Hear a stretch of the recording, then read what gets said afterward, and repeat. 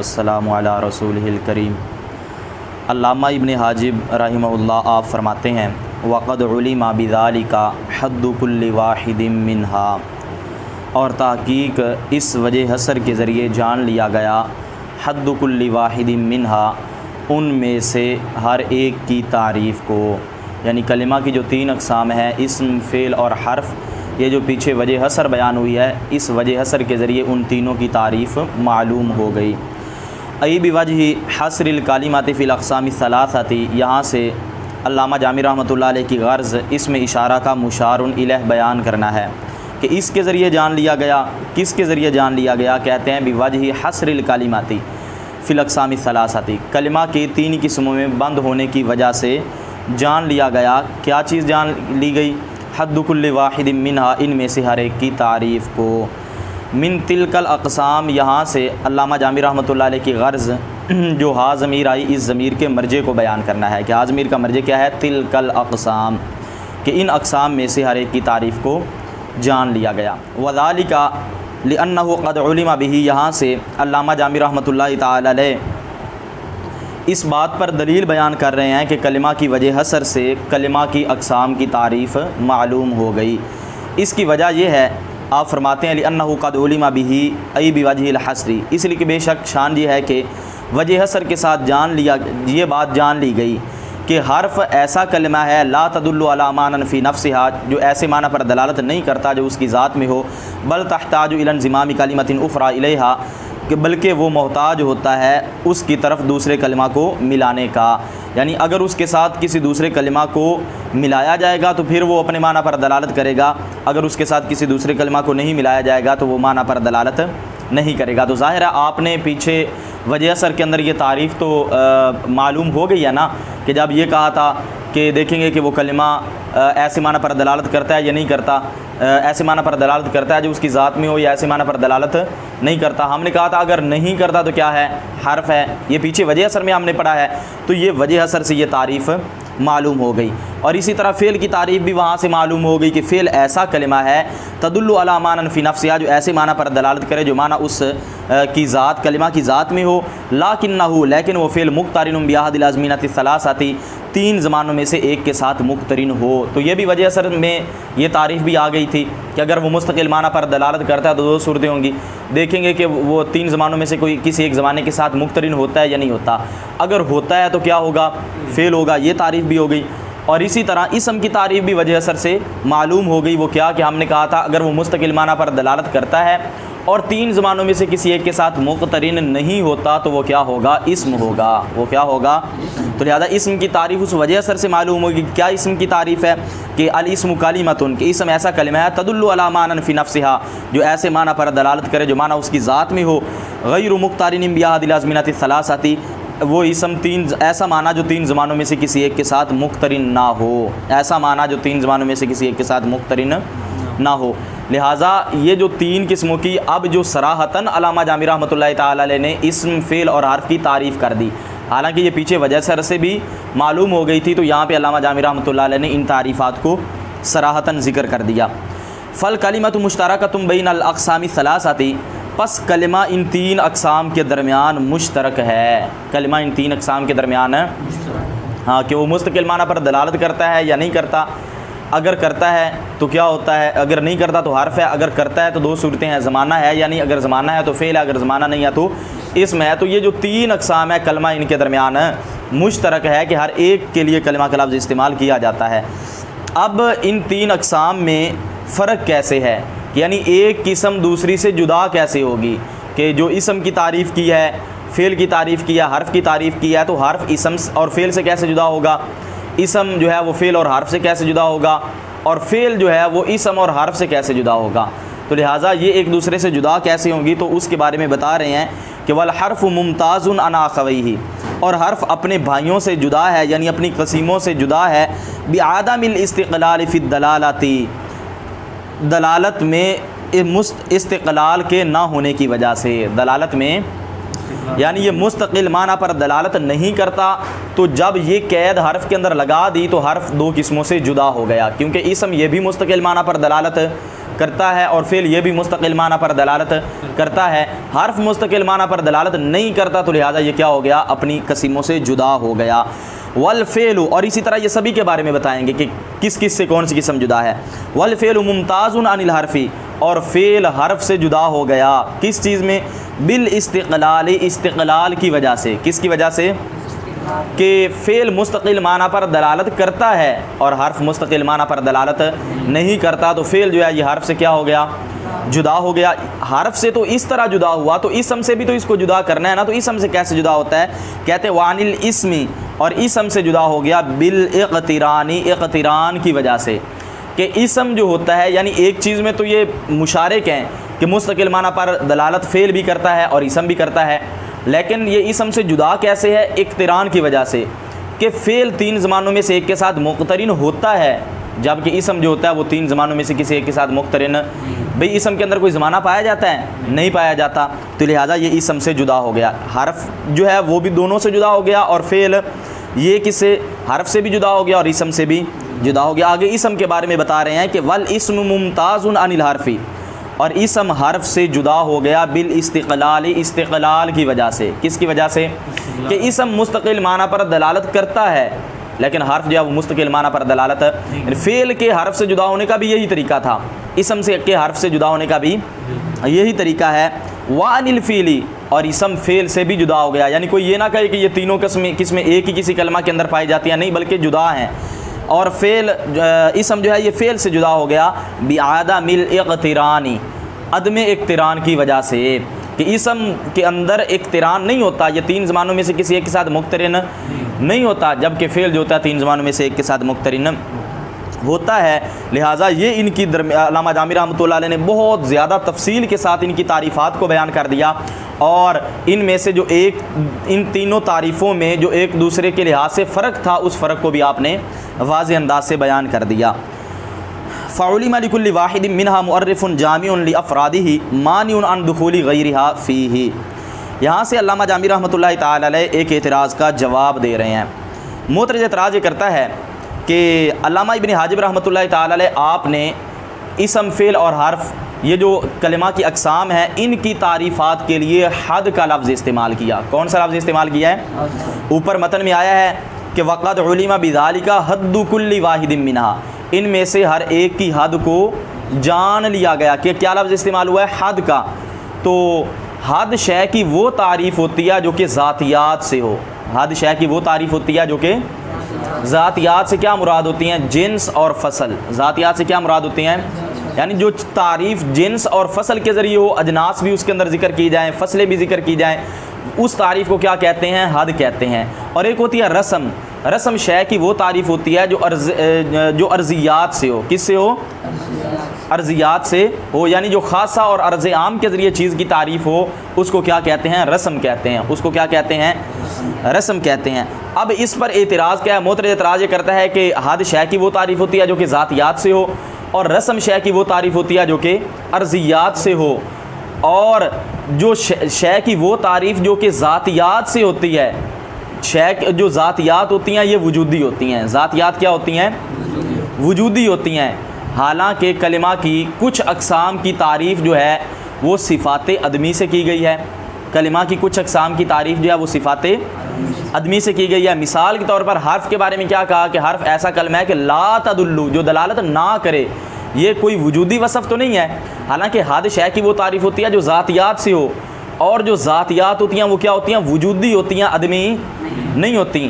تو اگر آپ نے ان کے لیے حد کا لفظ استعمال کیا ہے تو ان تین قسموں کی جو تعریف ہے، تینوں قسموں کی تعریف ذاتیات سے ہونی چاہیے، یعنی وہ وجودی ہونی چاہیے، عرضی نہیں ہونی چاہیے۔ جبکہ فعل کی تعریف تو ٹھیک ہے جو مستقل معنی پر دلالت بھی کرے، زمانہ بھی ہو، تو یہ ایک وجودی چیز ہے کہ دلالت بھی ہو، زمانہ بھی ہو، ایک وجود ہے نا ایک چیز کا پایا جا رہا ہے۔ لیکن حرف کے بارے میں جب ہم نے دیکھا تو حرف ایسا کلمہ ہے جو مستقل معنی پر دلالت نہ کرے، جو مستقل معنی پر دلالت نہ کرے۔ اب یہ کیا ہو گیا؟ اس کی تعریف جو ہے وہ صفت عدمی کے ساتھ کی گئی ہے، صفت۔ اسی طرح اسم کی تعریف میں ایک تو جز وجودی کے ساتھ اس کی تعریف کی گئی ہے کہ اسم وہ کلمہ ہے جو مستقل معنی پر دلالت کرے لیکن اس میں تین زمانوں میں سے کوئی زمانہ نہ ہو، یہ بھی صفت عدمی سے تعریف کی گئی ہے۔ تو لہٰذا اس کے لیے آپ نے حد کا لفظ بولا اور حد کا تقاضا یہ تھا کہ اس کلمہ کی تمام اقسام کی تعریف جو ہے وہ ذاتیات سے کی جاتی، لیکن آپ نے ذاتیات سے نہیں کی، بلکہ بعض کی ذاتیات سے کیا اور بعض کی ارضیات سے کی ہے۔ تو لہٰذا ان کے لیے پھر حد کا لفظ بولنا درست ہی نہیں ہے، ان کے لیے حد کا لفظ بولنا۔ اس کا جواب یہ ہے کہ بھئی جو آپ نے کہا ہے نا کہ حد شے کی وہ تعریف ہوتی ہے جو ذاتیات سے ہو، اور ذاتیات جنس اور فصل ہوتی ہیں، اور ذاتیات وجودی ہوتی ہیں۔ یہ جو سارا یہ آپ نے اس کے متعلق وضاحت کی ہے، یہ عند المناطقہ ہے، یہ مناطقہ کے نزدیک حد اس تعریف کو کہتے ہیں جو ذاتیات سے ہو، جبکہ نحویوں کے نزدیک، جن کو ادبا بھی کہتے ہیں، جبکہ ادبا کے نزدیک جامع اور مانع تعریف کو حد کہا جاتا ہے۔ جامع اور یعنی وہ تعریف جو اپنے افراد کو جامع ہو، اندر والے کو باہر نہ جانے دے، اور مانع ہو، مطلب ہے دخول غیر سے مانع ہو کہ باہر والے کو اندر نہ آنے دے، اندر والے کو باہر نہ جانے دے اور باہر والے کو اندر نہ آنے دے۔ جامع مانع کا آسان یہی مطلب ہوتا ہے نا کہ جو افراد آ گئے ہیں ان کو باہر نہ جانے دے، اور جو باہر ہیں ان کو اندر نہ آنے دے، بھی تمہارا اب ٹائم ختم ہو گیا ہے۔ اچھا، تو کیا جامع مانع تعریف کو حد کہا جاتا ہے؟ اور یہ جو کلمہ کی 3 اقسام کی تعریفات ہیں، اسم، فعل اور حرف کی، یہ جامع بھی ہیں اپنے افراد کو، اور غیر کے داخل ہونے سے مانع بھی ہیں۔ اپنے افراد کو جامع بھی ہیں اور غیر کے داخل ہونے سے اب لہٰذا ان پر حد کا لفظ بولنا یہ بالکل درست ہے۔ یہی بات بیان کر دی۔ فعلم لکل واحد منہا، پس ان اقسام میں سے ہر ایک کے لیے جان لیا گیا معرف جامع، ایسی تعریف جو کہ جامع ہے لافرادی اپنے افراد کو، مانع عن دخول غیرہا فیہ، اس میں اس کے غیر کے داخل ہونے سے مانع ہے، اس تعریف میں ان افراد کے غیر کے داخل ہونے سے مانع ہے۔ ٹھیک ہے، ولیس المراد بالحد ہا ہنا، اور یہاں تعریف سے نہیں ہے مراد الا المعرف الجامع المانع، مگر وہ تعریف جو کہ جامع مانع ہو، وہ تعریف تو لہٰذا یہاں پہ جو تعریف سے مراد ہے نا، حد سے مراد جو ہے وہ کیا ہے؟ یہاں پہ حد سے مراد وہ تعریف ہے معرف الجامع المانع، وہ تعریف، معرف تعریف کو ہی کہتے ہیں، ٹھیک ہے نا، جو وہ تعریف جو کہ جامع مانع ہو۔ تو لہٰذا جب حد اس تعریف کو کہتے ہیں تو ان تینوں اقسام کی تعریف جامع مانع ہے، تو ان کے لیے حد کا لفظ بولنا یہ درست ہے۔ اور بقیہ جو آپ نے بات کی ہے کہ وہ ذاتیات سے ہو، اور یہاں پہ بعض کی صفات ادمی سے ہے، وہ منطقیوں کے نزدیک ہے، ادبا کے نزدیک نہیں ہے۔ اچھا جی، وَلِلَّهِ دَرُّ الْمُصَنِّفِ حَيْثُ أَشَارَ إِلَى حُدُودِهَا فِي ضِمْنِ دلیل الحصر، یہاں سے علامہ جامی رحمۃ اللہ تعالی علیہ آپ ایک اعتراض کا جواب دے رہے ہیں، وَلِلَّهِ دَرُّ المصنف سے لے کر آخر تک، وَلِلَّهِ دَرُّ المصنف سے لے کر آخر تک ایک اعتراض کا جواب دے رہے ہیں۔ معترض اعتراض یہ کرتا ہے کہ سب سے پہلے جب کلمہ کی وجہ حصر کی گئی تو پھر اس کے اندر بھی کلمہ کی 3 اقسام کی تعریفات کا ذکر ہو گیا، کلمہ کی 3 اقسام کی تعریفات کا، اور بڑا واضح انداز میں وہ انسان کو محسوس بھی ہو گیا تھا کہ وہ مستقل معنی پر اس میں کوئی زمانہ ہے یا نہیں، اگر وہ مستقل معنی پر دلالت کرتا ہے یا نہیں کرتا، اگر نہیں کرتا تو حرف ہے، وہ ساری باتیں ہمیں وہ اسم، فعل اور حرف کی تعریفات جو ہیں وہ ادھر سے معلوم ہو گئی۔ یعنی پہلے جب وجہ حصر بیان کی تو دلیل حصر میں کلمہ کی 3 تعریفات کی اقسام معلوم ہو گئی تھیں، اور پھر وقد علم حد کل واحد منہا، یہاں سے کلمہ کی ان 3 اقسام کی تعریفات پر تنبیہ بھی کر دی گئی، یعنی پہلے تعریفات وہاں پہ بیان بھی ہو گئیں، ٹھیک ہے نا، اور یہاں پہ تنبیہ بھی کر دی گئی، بھئی وہاں سے ان میں سے ہر ایک کی تعریف معلوم ہو گئی ہے، تنبیہ بھی کی گئی ہے۔ پہلے دلیل حصر کے اندر بھی یہ تعریفات آ گئیں، پھر ان کلمہ کی 3 اقسام کی تعریفات پر تنبیہ بھی کی گئی، پھر آگے صراحتاً علامہ جامی رحمۃ اللہ تعالی علیہ آپ نے ان کلمہ کی 3 اقسام کی تعریفات کو جو ہے وہ ذکر کر دیا، ان کلمہ کی 3 اقسام کی تعریفات کو صراحتاً۔ یہ تو تکرار ہے جو کہ فصاحت میں خلل ڈالتا ہے، یہ تو ایک ہی مرتبہ کافی تھا، جب دلیل حصر سے تعریفات معلوم ہو گیا تو تنبیہ بھی نہ کرتے، صراحتاً بھی ذکر نہ کرتے، جب کہ ادھر بھی ہو گئی تنبیہ بھی کر دی، صراحتاً بھی ذکر کر دیا۔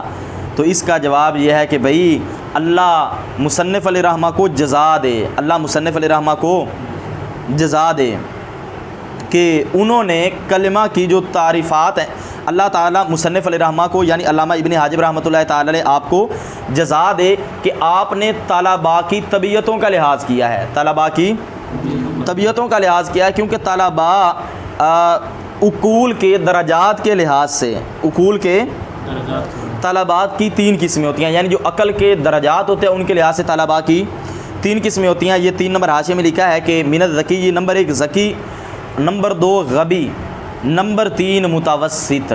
نمبر 1 ذکی، نمبر 2 غبی، نمبر 3 متوسط۔ ذکی وہ ہوتا ہے جو اشارہ سے ہی سمجھ جائے، جو اشارہ سے ہی، تو لأنہ وہاں پہ جو دلیل حصر میں ان کی تعریفات کی طرف اشارہ کیا گیا تو وہ ذہین طلباء کے لیے تھا کہ وہ اس کے تعریفات کو اشارہ کے ساتھ ہی سمجھ جائیں گے، اور متوسط اس کو کہتے ہیں جو اشارہ سے نہ سمجھے بلکہ اس کو ساتھ کچھ تنبیہ بھی کرنی پڑے، اس کو کچھ تنبیہ بھی کرنی پڑے، اور غبی اس طالب علم کو کہتے ہیں جو کہ اپنا اشارے کے ساتھ بھی نہ سمجھے اور تنبیہ کے ساتھ بھی نہ سمجھے بلکہ اس کے لیے اس چیز کو صراحتاً ذکر کرنا لازم ہو، اس کے لیے اس چیز کو صراحتاً ذکر کیا جائے، صراحتاً ذکر کیا جائے۔ تو علامہ ابن حاجب رحمۃ اللہ تعالی علیہ آپ نے پہلے جب دلیل حصر بیان کی اسی سے کلمہ کی جو تعریفات ہیں یہ معلوم ہو گئیں، تو یہ کس کے لیے تھا؟ ذکی طالب علموں کے لیے۔ اور پھر آپ نے جو متوسط طالب علم تھے کہ ان کو اشارہ کے ساتھ ساتھ ان کلمہ کی اقسام کی تعریفات پر تنبیہ بھی کر دی تاکہ وہ اس تنبیہ کے ذریعے ان تعریفات کو سمجھ جائیں۔ اور پھر کچھ طالب علم ظاہرہ غبی بھی ہوتے ہیں، اور حدیث پاک میں ہے کہ کلموا الناس علی قدر عقولہم، کہ تم لوگوں سے کلام کرو ان کی عقلوں کی مقدار کے مطابق۔ فإن العقول متفاوتۃ، کیونکہ عقلیں متفاوت ہوتی ہیں، بحسب فطرۃ اللہ التی فطر الناس علیہا، اس فطرت کے لحاظ سے جس پر اللہ نے لوگوں کو پیدا فرمایا، باتفاق العقلاء، عقلاء کے اتفاق کے ساتھ۔ تو لوگوں کی عقلیں جو ہوتی ہیں یہ مختلف ہوتی ہیں، اور یہ اللہ تعالیٰ کی عطا ہوتی ہے، کسی کو اللہ تعالیٰ کتنی عقل دیتا ہے اور کسی کو کتنی دیتا ہے۔ آگے انہوں نے ایک بڑی عشق والی بات کی ہے، وَعَقْلُ نَبِيِّنَا صلی اللہ تعالیٰ علیہ وآلہ وسلم فائق علی عقول سائر العقلیین۔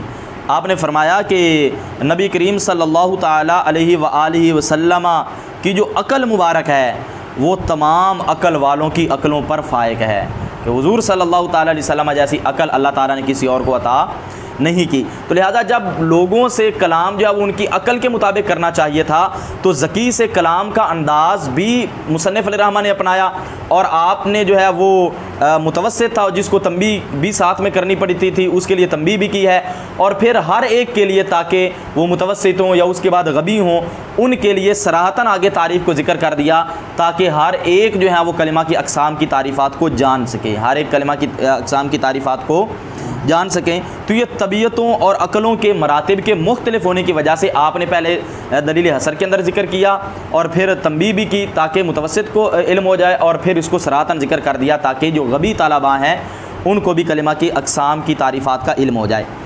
اب یہاں پہ وللہ در المصنف، اس کے بارے میں 2 نمبر حاشیے میں لکھا کہ الدر فی اللغات اللبن، در لغت میں لبن یعنی دودھ کو کہتے ہیں۔ کس کو کہتے ہیں؟ اب حالانکہ ترجمہ کیا بنے گا؟ مصنف کا دودھ، تو حالانکہ یہ تو معنی ہی درست نہیں ہے، تو کہتے ہیں وفیہ خیر کثیر عند العرب، اور اس میں کثیر بلائی ہے عرب کے نزدیک۔ فارید به الخیر مجازن، پس اس کے ساتھ بلائی کو مراد لیا گیا ہے مجازن۔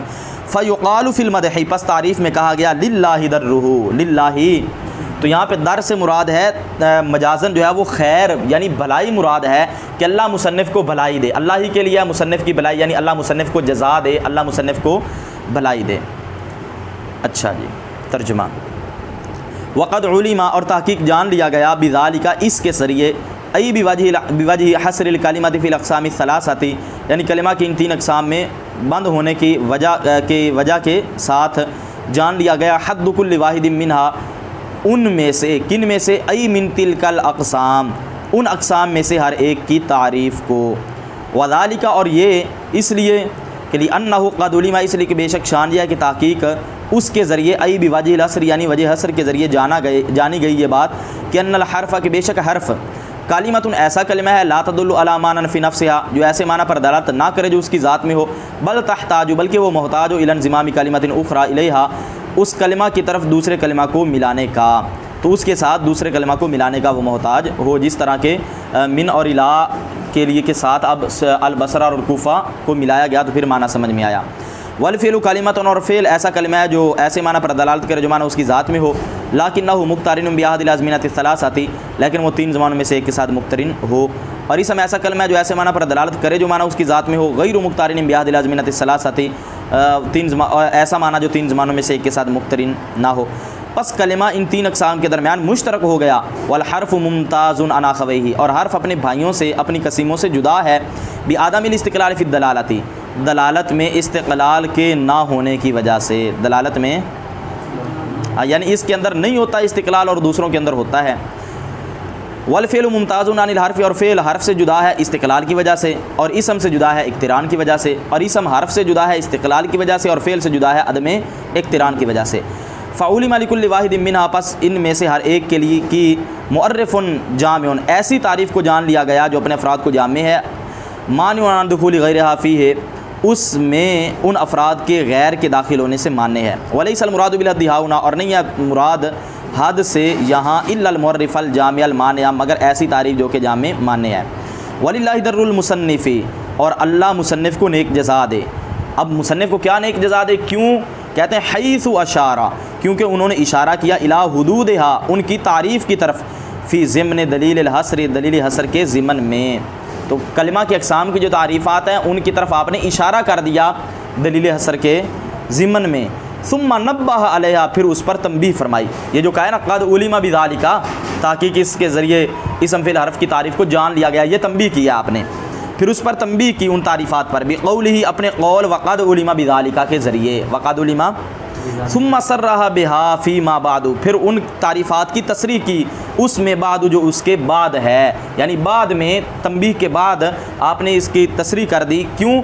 بناء علی تفاوت مراتب الطبائع، طبیعتوں کے مراتب کے مختلف ہونے پر بنا کرتے ہوئے، جو طبیعتیں ہوتی ہیں ان کے مراتب جو ہیں وہ اللہ کی طرف سے ہی مختلف ہوتے ہیں، تو اس لیے آپ نے کیا کیا؟ پہلے اشارتاً، پھر تنبیہ، اور بعد میں صراحتاً ان کی تعریفات کو ذکر کر دیا۔